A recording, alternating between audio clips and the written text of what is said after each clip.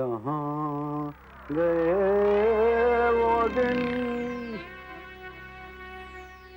अंग्रेजों का भी एक जमाना था जब लोग कपड़ों को अपनी शान समझते थे। अंग्रेजों के जमाने में टाई और सूट पहने बगैर घर से निकलने की भी नहीं सोच पाते थे लोग। और आज के जमाने में टी शर्ट, शॉर्ट्स, जीन्स। और आज भी एक ऐसी जगह है जहां टाई पहने बगैर आप नहीं जा सकते। और एक वक्त आएगा जब सबको टाई पहनना पड़ेगा।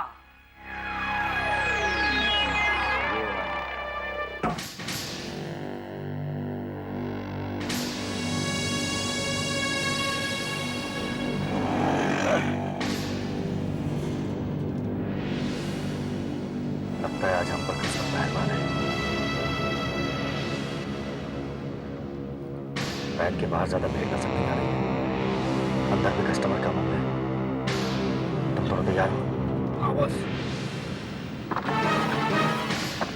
काम बड़ी बुद्धि से होना चाहिए।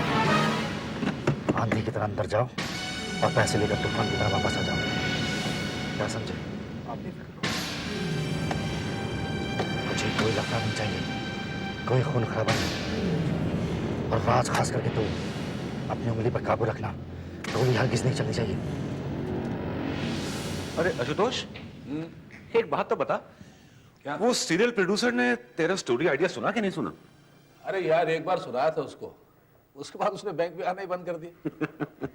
अरे तू बेफिक्र रह यार, तेरे जैसा राइटर बहुत दिनों तक छुपा नहीं रह सकता। देखना एक दिन तेरे को ब्रेक जरूर मिलेगा और उसके बाद फिर तू। अरे फिर तो मैं फिल्म इंडस्ट्री में धूम मचाऊंगा। 5-6 फिल्में सेट पे होंगी, 8-10 सीरियल टीवी पे एक साथ चलेंगे और फिर पैसा ही पैसा। इस राइटर की तरफ पिछले महीने इसने 43,000 रुपया जमा करा है। 6 सीरियल लिख रहा है साथ। अरे ये तो कुछ भी नहीं, तू तो इससे भी आगे जाएगा क्योंकि कहानी सुनाने में तू उस्ताद है।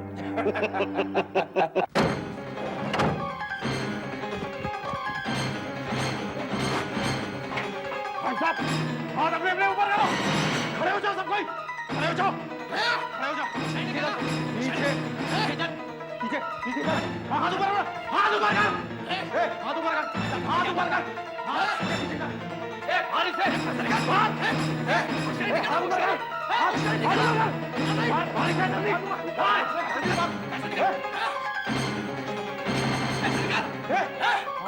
ऊपर कर, हाथ बिल्कुल चमकी में रहना।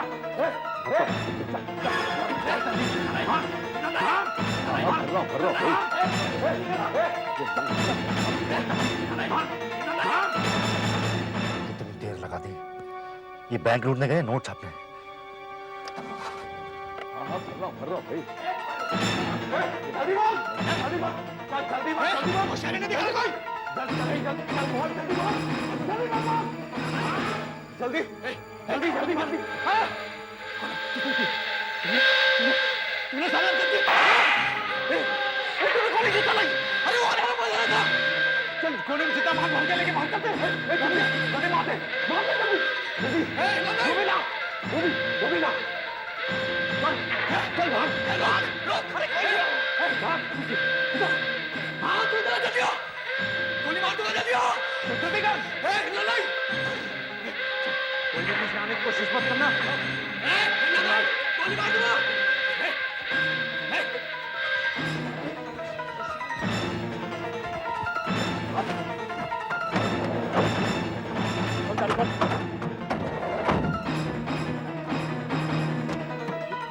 क्या हो गया था? मैंने गोली की आवाज सुनी, ऐसे क्यों लेकर आए? चुप। प्लीज भाई, तो हम जान बचाने के लिए इसे सामने कर देंगे।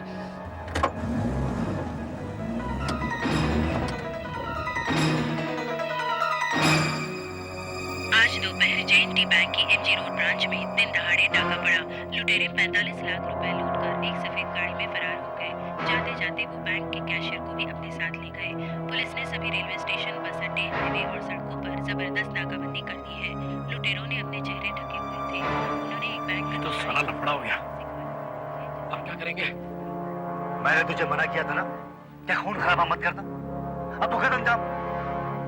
चारों तरफ पुलिस ही पुलिस है, निकलने का कोई रास्ता नहीं है। बॉस, पहले इस गाड़ी को ठिकाने लगाते हैं, फिर कोई छुपने की नई जगह तलाश करेंगे। हाँ ये ठीक रहेगा।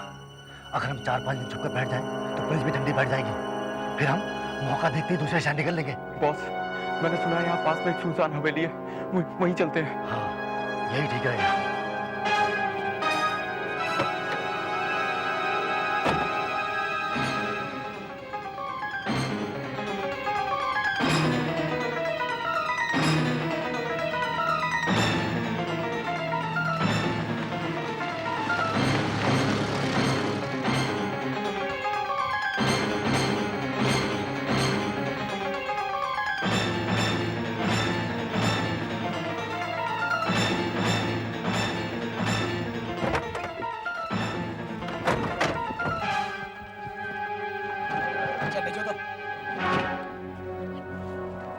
ये जगह एकदम ठीक लगती है।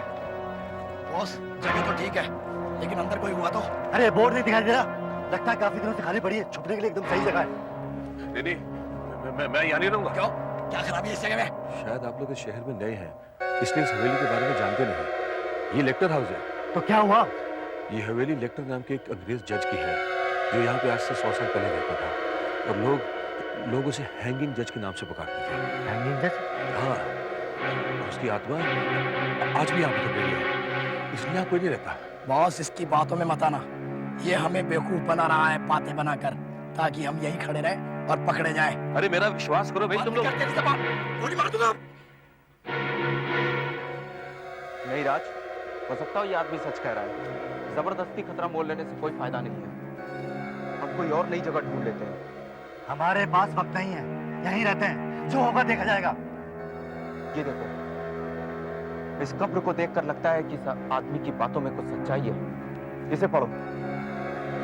यहाँ मुजरिमों के दुश्मन माननीय जज लेक्टर विश्राम कर रहे हैं। लोग उसे हैंगिंग जज के नाम से जानते थे। इसका मतलब ये आदमी सच कह रहा है। मैं तो अभी कह रहा हूँ, यहाँ से भाग लो, ये भूतिया हवेली है। चलो मान लेते हैं जज यहीं पर रहता था, लेकिन ये भूत वाली कहानी सब बकवास है। ये हमें डराने की कोशिश कर रहा है। अच्छा जो भी हो, लेकिन ये जज लेक्टर था कौन और उसे हैंगिंग जज क्यों बोलते थे लोग? मैं बताता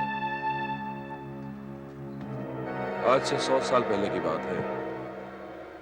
जज लेक्टर अंग्रेजों के जमाने का सबसे बेरहम और कड़क जज माना जाता था। रहम कीजिए लेक्टर साहब, रहम कीजिए। चाहे तो सारी जिंदगी मुझे जेल की भारी कुर्सी में चढ़ा दीजिए, लेकिन मुझे फांसी मत दीजिए साहब। मुझे माफ कर दीजिए, रहम करिए साहब, मुझमें रहम। तुम्हारा जुर्म काबिले रहम नहीं है। अगर फांसी से बढ़कर कोई सजा होता तो वो हम तुमको सुनाता। मुझ पर रहम कीजिए साहब, मुझ पर रहम कीजिए लेक्टर साहब, मुझे माफ कर दीजिए लेक्टर साहब, मुझे माफ कर दीजिए लेक्टर साहब। Hang him till death.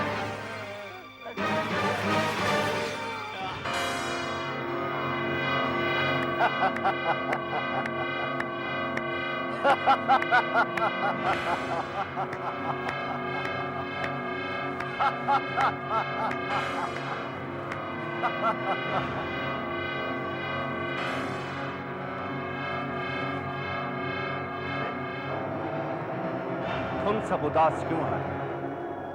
हंसो, ताली बजाओ। एक और मुजरिम को उसके जुर्म का सजा मिल गया है। आज का हमारा यह आखिरी फैसला मुजरिमों का एक चेतावनी है कि जज लेक्टर का इलाके में कानून तोड़ना कोई मजाक नहीं है। जो इसका हिम्मत करेगा उसको मौत का सजा दिया जाएगा। सर, ये सुनकर बहुत दुख हुआ कि आज आप रिटायर हो रहे हैं। हाँ, मुजरिमों में खुशी की लहर जरूर दौड़ गई। मुजरिम तो खुश होगा, क्योंकि हम अकेला ऐसा जज है जो 48 लोगों को फांसी का सजा सुनाया है, और वो 48 का 48 सजा का हकदार था। आपको किसी पर रहम नहीं आया सर? नहीं, हमको मुजरिमों से सख्त नफरत है। सर, ऐसा भी तो हो सकता था कि अगर आप मुजरिम को माफ कर देते, वो सुधर जाता और अपनी जिंदगी वो। तुम्हारा सोचना गलत है।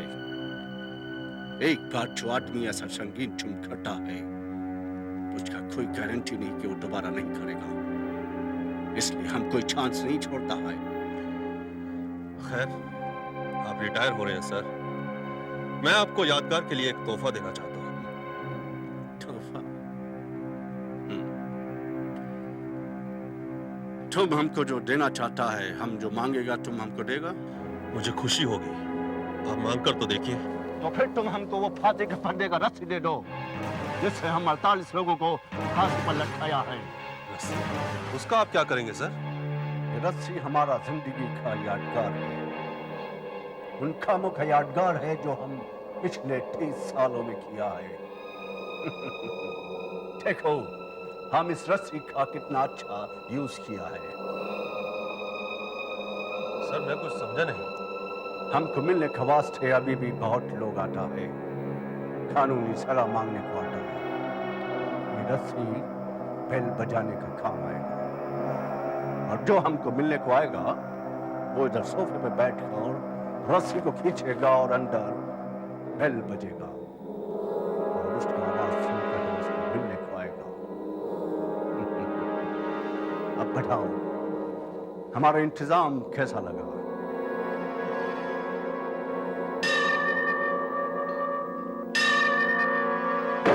चल चल। और घंटा बजता रहा। हाँ, घंटा बजता रहा। बकवास कर रहा है ये, बकवास कर रहा है। मेरे ख्याल से वो जज पागल था। नहीं, वो पागल नहीं था। वो अपने असूलों का पाबंद और इरादों का पक्का था।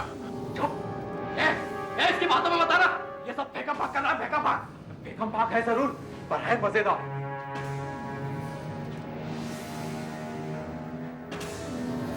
उसके बाद क्या हुआ?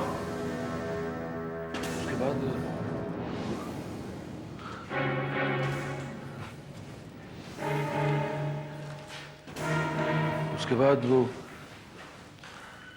उसको 2 साल के बाद हार्ट अटैक हुआ और वो मर गया, और उसे यहीं दफना दिया।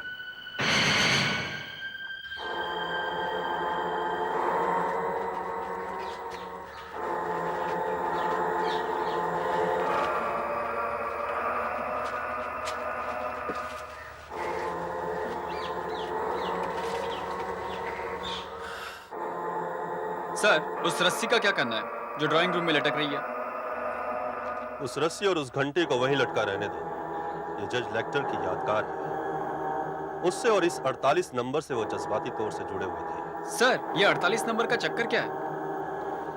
उन्होंने अपनी जिंदगी में 48 मुजरिमों को फांसी की सजा सुनाई थी, इसलिए उनकी आखिरी इच्छा भी यही थी कि उनके मरने के बाद उनकी कब्र के ऊपर 48 नंबर लिखा जाए। हंसो मत। मेरी कहानी अभी खत्म नहीं हुई। जज लेक्टर के मरने के बाद ये हवेली बरसों खाली पड़ी रही।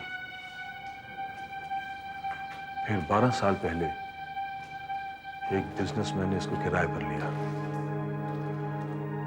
वो बड़ा खुश था कि उसे इतनी बड़ी हवेली इतने कम किराए पे मिल गई है, लेकिन उसे इस हवेली के इतिहास के बारे में मालूम नहीं था। उसका नाम था मोहन। मोहन, 12 बज चुके हैं, अब सो भी जाओ। हाँ, थोड़ा सा हिसाब बाकी है। गवार कहीं का 40,000 में मुझे इतनी बड़ी जमीन बेच दी। कसम मालिक की, ऐसे 2-4 और बेवकूफ मिल जाएं तो मेरे सारे प्लान्स पूरे हो जाएं। ये चीटिंग है मोहन। ऐसे धोखे से किसी गरीब की जमीन हथियाना अच्छी बात नहीं है। तुम जाओ, सो जाओ, जाओ यहां से। 5 लाख, एक झटके में 5 लाख का मुनाफा हो गया। कसम मालिक की, अगर साथ वाली जमीन वाले को बेवकूफ बनाकर ऊपर साइन करा लूं तो वहां कॉलोनी बनाने से मुझे कोई नहीं रोक सकता, कोई नहीं रोक सकता। तो पुराने घरों में यही तकलीफ है, इतनी हवा आती है।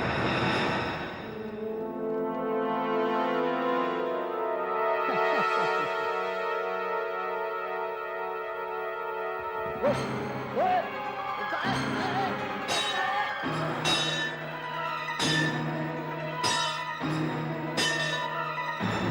हो रहा है?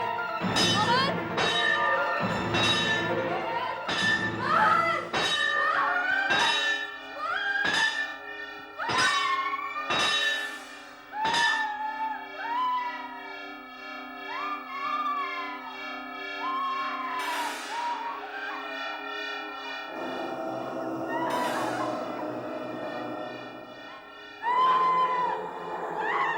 ठीक यहाँ इसी जगह पर मैंने अपनी आंखों से मोहन के शरीर को लटकते हुए देखा था, इसी रस्सी से। लगता है जज तेरा रिश्तेदार था, इसीलिए तू पूरी कहानी जानता है। जब मोहन मरा था तो उसी ने बुलाकर तुझे उसका लटकता हुआ शरीर दिखाया था। तुझे सुबह से कोई मिला नहीं गया? नहीं नहीं, जज की कहानी मैंने अपनी दादी से सुनी थी और मोहन का लटकता हुआ शरीर मैंने अपनी आंखों से देखा था। कहानी अच्छी बना है, तुझे तो फिल्मों में होना चाहिए, बहुत माल कमाएगा। देखो, अगर तुम्हें मेरी बात पे विश्वास नहीं है तो एक रात यहां गुजार लो और या फिर इस रस्सी को खींच लो। रस्सी खींचने से क्या होगा? रस्सी खींचने से बेल बजेगी और बेल बजेगी तो जज लेक्टर तुम लोगों को मिलने आएगा और फिर क्या? और फिर तुम तीनों की मौत होगी, क्योंकि जज लेक्टर मुजरिमों का कट्टर दुश्मन था। लगता है जब तक तेरी खोपड़ी में सुराख नहीं करूंगा तेरा मुंह बंद नहीं होगा। नहीं, अभी हमें इसकी जरूरत है। हमें इसकी बात मानकर ये जगह फौरन छोड़ देनी चाहिए। अरे कोई और जगह इतनी सुरक्षित भी तो नहीं है, हमें 3-4 दिन यहीं काटने पड़ेंगे और तब तक पुलिस भी हाथ पांव मारकर बैठ जाएगी। हम फिर माल का बंटवारा भी कर लेंगे। तो फिर अगर मेरा कोई काम नहीं है तो मुझे जाने दीजिए। हाँ, तुझे जाने देंगे, लेकिन यहां से बाहर नहीं, सीधा ऊपर। ऊपर? लेकिन मैंने ऐसा क्या किया? क्योंकि तूने हमारा चेहरा देख लिया है और हमारे बारे में कुछ ज्यादा ही जान गया है। हाँ, और जाते जाते तुझे इस फांसी के फंदे पर जरूर लटका कर जाएंगे। और फिर उस कब्र का नंबर 48 से बदलकर 49 हो जाएगा। राज, 3-4 दिन तक इसकी निगरानी करनी पड़ेगी। इससे अच्छा है कि इसे बांध कर वहां कोने में डाल देते। ये ठीक रहेगा बॉस, मैं भी रस्सी निकालता हूँ। नहीं राज, राज ये रस्सी मत खींचो। राज क्यों? राज मेरा दोस्त, मेरी बात मानो, ये रस्सी मत खींचो। अरे इसी से बांध लेते हैं। राज मेरी बात मानो। राज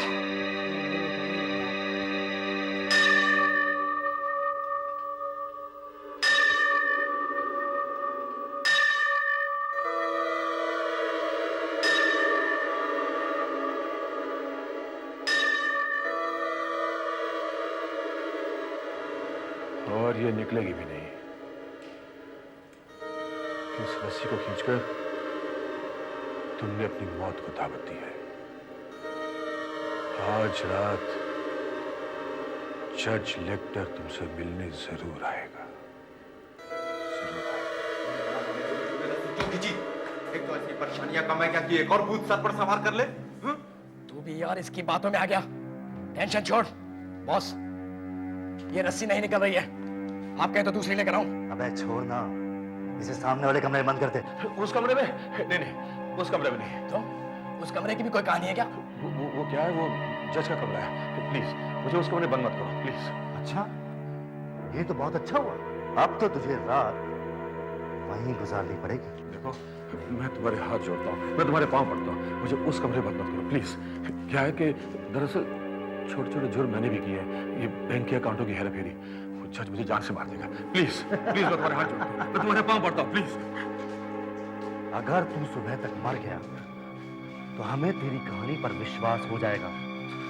ये हवेली सचमुच भूतिया हवेली। नहीं, इस कमरे में नहीं। और फिर हम सुबह यहाँ से सटक जाएंगे।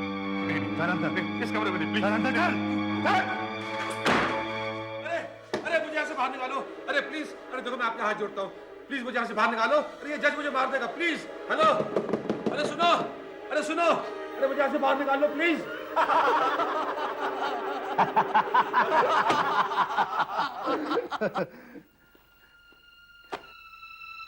यहां से निकलते ही सीधा मैं मॉरिशस जाऊंगा।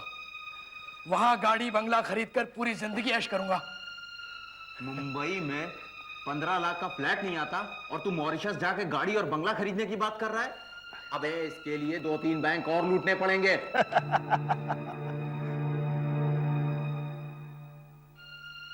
तू ठीक कह रहा है विनीत। 15 लाख में तो आजकल कुछ नहीं होता, लेकिन 45 लाख में तो बहुत कुछ हो सकता है। मैं बेवकूफ नहीं हूं जो इसमें से किसी को भी हिस्सा लेने दूंगा। अरे मेहनत करूं मैं और मलाई खाओ तुम लोग, ये कहाँ का इंसाफ है? तुम दोनों का बंदोबस्त करना ही पड़ेगा।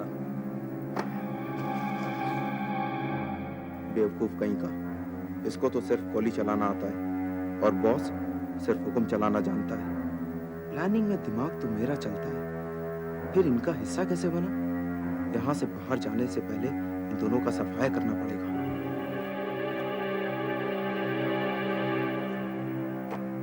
बैंक लूटने की तरकीब तो मेरी थी, फिर इन दोनों को हिस्सा देकर 30 लाख का घाटा मैं क्यों सकूं? विनीत तो डरपोक है, उसको आराम से हटा सकता हूं, लेकिन ये राज खतरनाक है, उससे निपटना पड़ेगा।